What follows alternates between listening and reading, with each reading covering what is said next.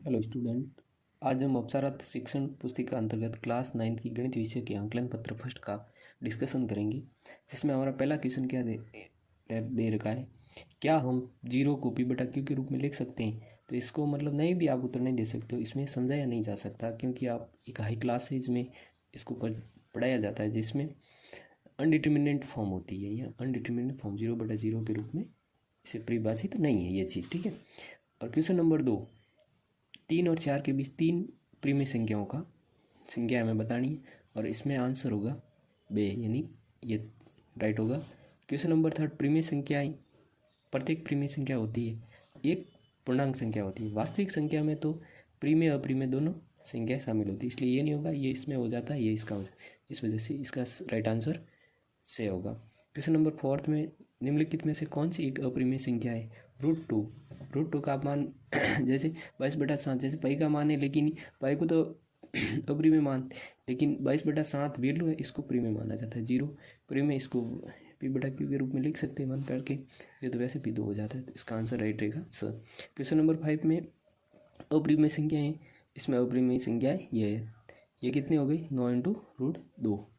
Question number 6, x² - 2x + 1 में बहुपद की घात है कितनी 2, क्या है 2। x³ + 2x - 1 में से x² का गुणांक है, x² का गुणांक इसमें क्या है +1। अब क्वेश्चन नंबर 8, इसमें क्या करना है, फिल इन द ब्लैंक, यानी रिक्त स्थानों की पूर्ति कीजिए। प्रत्येक शांत दशमलव संख्या एक प्रीमिय संख्या होती है, तो इसमें यह प्रीमिय संख्या होगी। और ब में क्या, प्रत्येक अशांत आवर्ती संख्या एक प्रीमिय संख्या होती है। प्रत्येक अशांत अनावर्ती दशमलव संख्या यानी क्या होता है, non repeating non recurring numbers होते हैं, वो कौन है, अप्रीमिय संख्या होती है। 22/7 का दशमलव भाग किस प्रकार होता है, 22 में 7 का भाग आप डिवाइड करेंगे तो आपको ये संख्या प्राप्त होगी। ये इसके बाद में ये वापस रिपीट होती है, तो इसके ऊपर इतना बार लगा दिया, तो ये एक प्रीमिय संख्या होती है, ठीक है। अब क्वेश्चन नंबर हम 10 किसके बराबर है, तो √6 × √27 बराबर है। √6 और √27 को ऐसे तोड़ के फिर इसको तोड़ा, फिर देखो √3 क्या हो गया 3, और √9 का वर्ग रूट क्या हो गया 3 और 2, यानी 9 √2, इसका आंसर निकल गया। इसी प्रकार हम नेक्स्ट क्वेश्चन की बात करें, क्वेश्चन नंबर 11 क्या दे रखा हमें, 2√3 + √3 बराबर है। तो देखो इनके √3 है, √3 ये दो है, ये एक, यानी √3 इसका एडिशन हो जाएगा। इसी प्रकार 12, 1/√7 - 2 के हरों का प्रीमीकरण करना है। हरों में प्रीमीकरण कैसे करते हैं, जिसमें हर में जो टर्म्स दे रखी है उसका नेगेटिव यानी विपरीत, यानी √7 + 2 √7 + 2 का मल्टीप्लाई ऊपर नीचे कर देते हैं। इसी प्रकार इसको सॉल्व करते हैं तो ये हमारा आता है √7 + 2/5, ये इसका आंसर रहता है।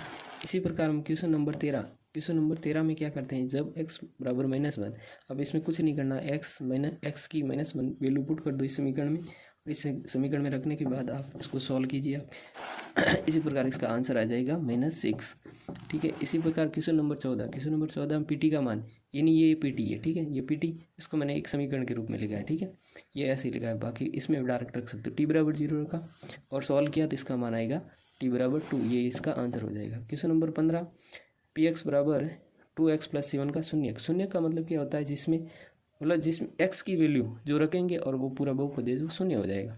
इसी प्रकार 2x + 7 = 0, x = -7/2, ये वैल्यू यहाँ पुटअप करते ही आपको क्या हो जाएगा, नेगेटिव, यानी px का मान 0 प्राप्त हो जाएगा। इसी प्रकार क्वेश्चन नंबर 16 क्या कहता है, px = -5x + 5 का शून्य।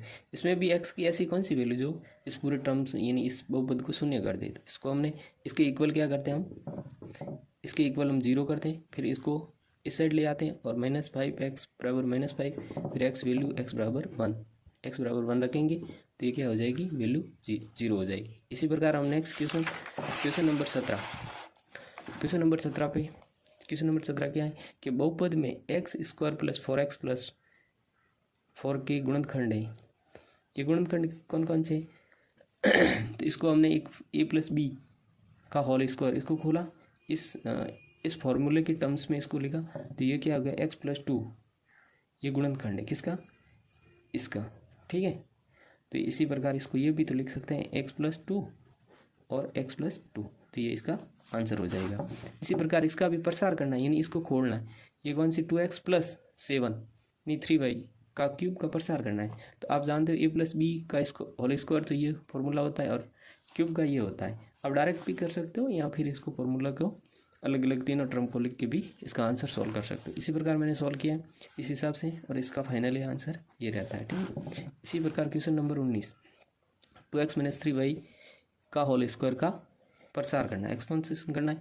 तो 3x इसको इस प्रकार लिखा, फिर इसको डायरेक्ट आप सिंपल मल्टीप्लाई कर सकते हो या फिर इस फॉर्मूले की बेस से भी इसको कर सकते हो। ठीक है, इसी प्रकार क्वेश्चन नंबर 20, क्वेश्चन नंबर 20 क्या दे रखा है कि बहुपद में 4x - 12xy + 9y² का गुणनखंड के रूप में लिखिए। इसको क्या किया हमने, a - b का होल स्क्वायर फॉर्मूले के टर्म में लिखा, फिर इस फॉर्मूले के टर्म में इसका 2x - 3y इसका फाइनली आंसर आ गया।